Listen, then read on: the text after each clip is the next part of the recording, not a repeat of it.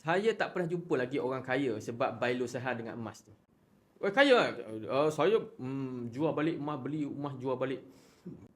Tak kaya tuan-puan. Saya lebih ramai jumpa orang yang berjaya beli tanah cash, beli rumah, buat rumah cash, pergi haji guna emas, settle personal loan, settle house loan, settle car loan. Bagi saya lah, orang kaya ni dia tak ada hutang jahat. Nak kaya kena tak ada hutang jahat. Hutang baik ni apa? Hutang baik ni macam hutang loan rumah lah. Alright?